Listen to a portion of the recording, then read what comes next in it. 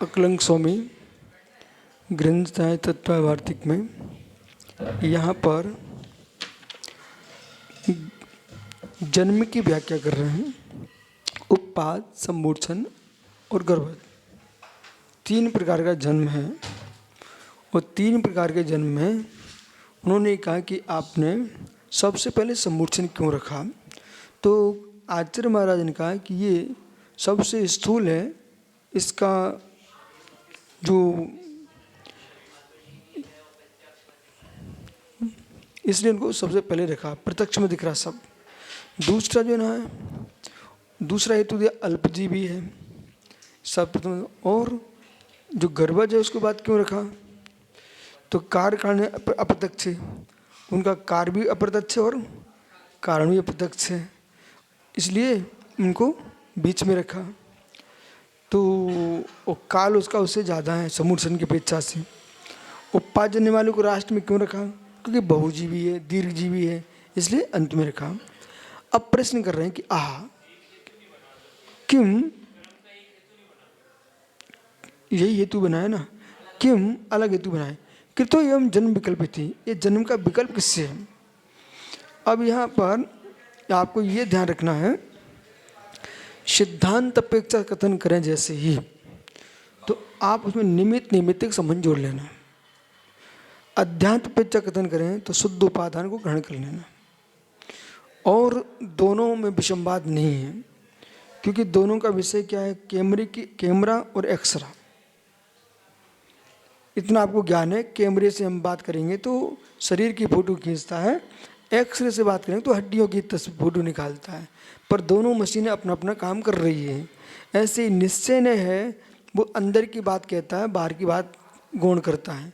और व्यवहार ने है, बाहर की बात गौण करता है, अंदर की बात को, बाहर की बात को प्रधान रखता है और अंदर की बात को गौण करता है। अभाव दोनों का नहीं है।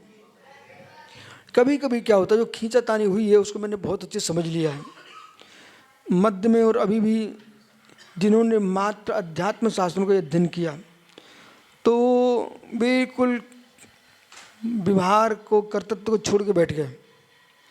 और जो व्यवहार को ही जानते, अध्यात्म पढ़ती नहीं है, वे पर कोई कर्ता बना बैठे हुए हैं। अब उन विचारों को कोई पता नहीं क्या स्थिति है। अब जो कुछ ऐसे व्याख्या आपको सुनने को मिलेंगी, अभी तो आप प्रारंभ हुए हो, अनेक आपको साधु संग गणगच्छ मिलेंगे, उनकी व्याख्याएं आप सुनेंगे तो आपको ये लगेगा कि यही पूर्ण सत्य बोल रहे हैं। लेकिन सत्यता ये है, कभी कभी लगता है इन विचारों को उस पर लक्ष्य ही नहीं है, क्योंकि उन्होंने तो मात बाही उपकार को ही धर्म मान के बैठ गए हैं, जिन्हें उपकार का पता ही नहीं है। जिसके लिए निर्गंध चल रही जाती वो धर्म अलग है। तो मात्र लौकिक काम में ही उन्होंने सब पूरा जीवन लगा दिया और कोई लक्ष्य नहीं है। तो ये सब जीव करुणा के पात्र हैं। क्योंकि जब इनको समझ में आएगा, जैसे मारीची को जब समझ में आया तो महावीर बन गया, ठीक है, तो ऐसे इन सबको समझ में आया तो भाई अपना कल्याण कर लेंगे। पर इनके विकल्पों में अपने मस्तिष्क में विकल्प खड़ा नहीं करना कि ऐसा क्यों बोल रहे हैं। आपको दोनों नहीं समझ करके मध्यस्थ हो जाना। सएव वही जीव पुष्कल जिनवर की देशना के फल को प्राप्त होता है। और जो एक नए को लेकर चलते यश तस देशना नास्ति, उनके लिए देशना नहीं है। तो अद्वैसाय विशेषात कर्म भेदे तत्कृतो जन्म विकल्पहा,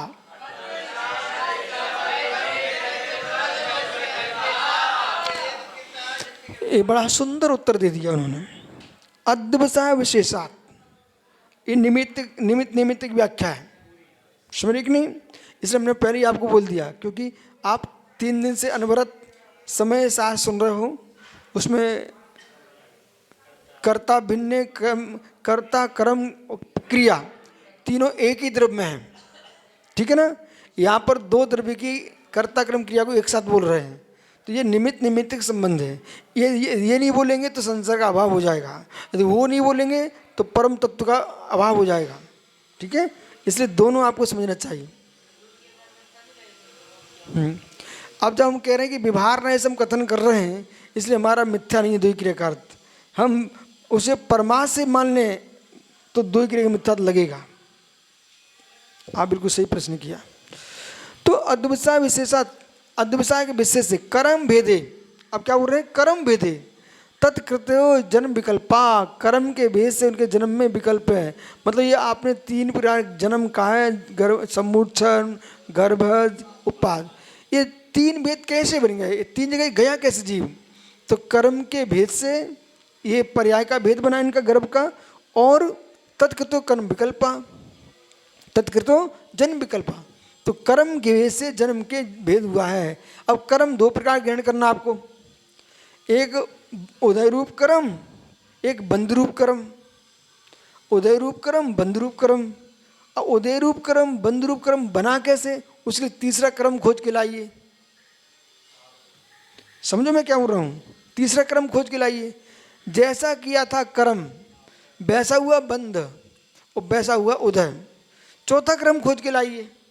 तो क्या जड़ कर्मी ने ऐसा सब कर दिया? तो चौथा कर्म भाव कर्म, भाव कर्म का निमित्त बना द्रव्य कर्म, और द्रव्य कर्म का साधन बन रहा है भाव कर्म, नो कर्म।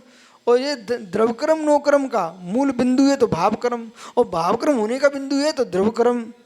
ऐसा आपको निमित्त निमित्त संबंध जोड़ना है व्यवहारने से। ठीक है, ये बार बार कहना पड़ेगा व्यवहारने से। अब इसी का मैं अभी थोड़ी देर बाद पूरा विपरीत बोलने वाला हूँ। कहाँ?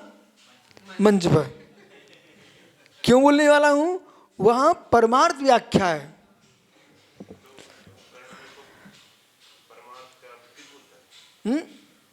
हाँ, करणानुयोग जो कथन कर रहा है वह है जो है विपरीत कथन। यदि नहीं कहोगे आप तो फिर 2 नए अनुयोग एक नहीं हो जाएंगे। पहले सुनो, विपरीत कहिए आप। विरोधी धर्म है कहिए, विरुद्ध धर्म है पर विरोध नहीं करते, ऐसा बोलिए। विरोधी नहीं कहो, विरुद्ध धर्म है पर विरोध नहीं करते। एक नए का दूसरे नए में विरुद्ध धर्म है पर विरोधी नहीं है। नैगम संग्रह शब्द समरूढ़ एवं भूत जो नए हैं ये सब, तो एवं भूत नैगम संग्रह व्यवहार शब्द समरूढ़ भूता नया, ये सातों नए अपने अपना विषय बनाते हैं, दूसरे का विरोध नहीं करते। तो विरोध हुई है कि नहीं?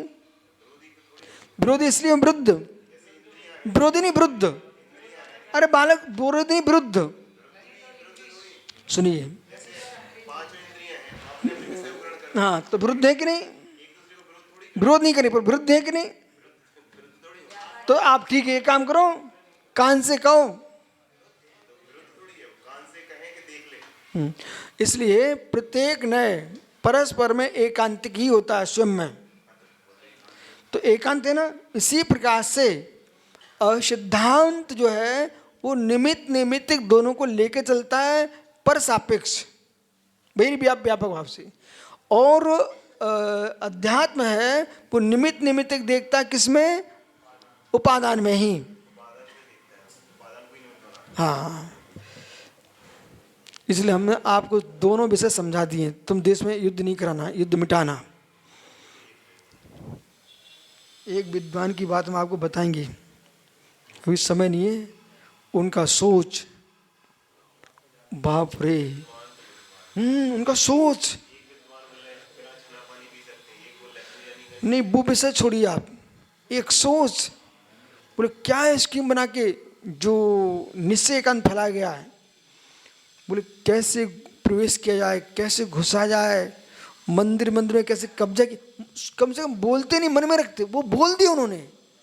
पूरा हमने कैसे मंदिरों में कब्जा किया, कैसे मूल मुनि समाज को तोड़ करके मुमुक्षु बनाया हमने, उन्होंने सब अपने मुख से बोल दिया। ठीक है, कभी सुनवाऊंगा, उन्हीं के शब्दों में सुनवाऊंगा आपको इकट्ठा। सुनो, हैं वे अभी कुछ दिन पहले ऊपर चले गए पर बोल के गए हैं। ओ, हमें तो दंग रह गया, वहां पूरी ऐसा अद्वैत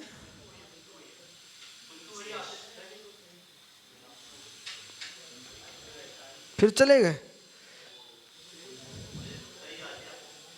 अब मिलता हूँ, रास्ते मिलूंगा। अद्वैत परिणामा सो असंख्य विकल्पा। यतन सागर जी तुमसे क्या विचार करेंगे?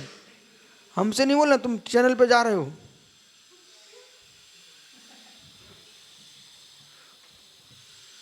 उनका दीक्षा दिवस से छोड़ दिया मैंने सरवार साहब, लेकिन तुम्हें समझा रहे हैं।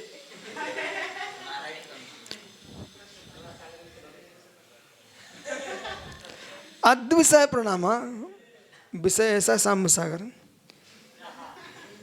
बोले, वो तो कपड़े तुम्हारी हैं, उनकी शादी हो रही है, सो दोनों फंस गए जाओ। अद्विषय प्रणामा सो असंख्य लोक विकल्पा, जो अद्विषय प्रणाम है वे असंख्यात लोक प्रमाण है।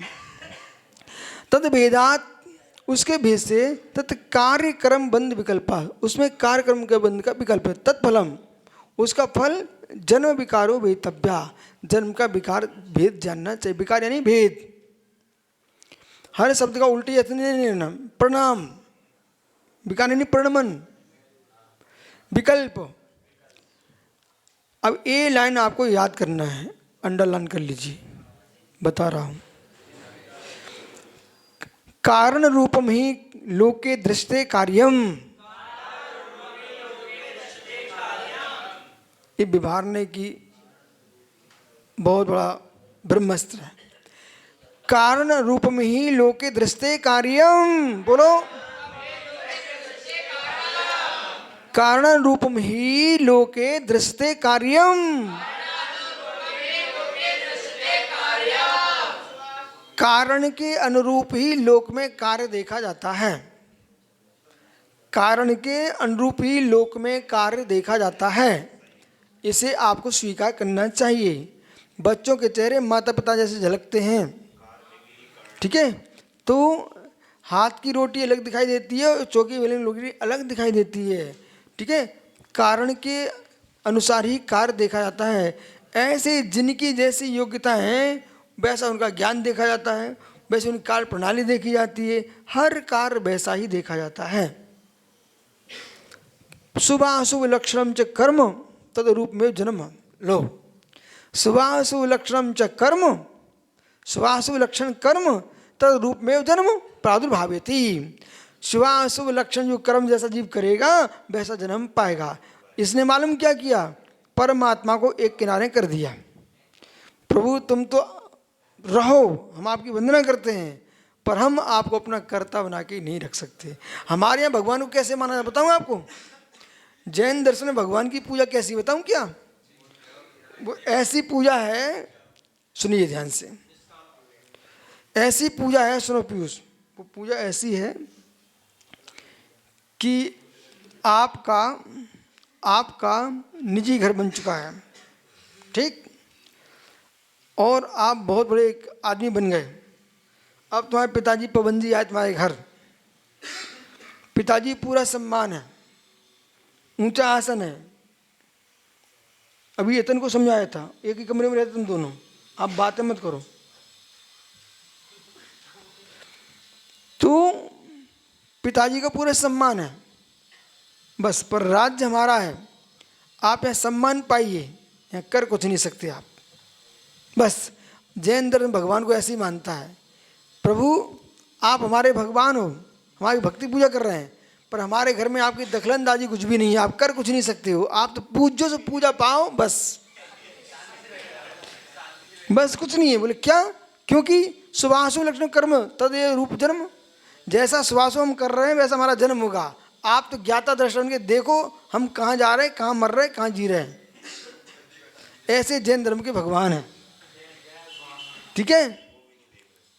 परंतु विकल्प भाव से या पूरा वो भी नहीं देखते, वो तो झलक रहा है उनके ज्ञान में। ऐसे हमारे परम परमात्मा है, वे कर्तृत्व शून्य है, वे ही सच्चे भगवान है।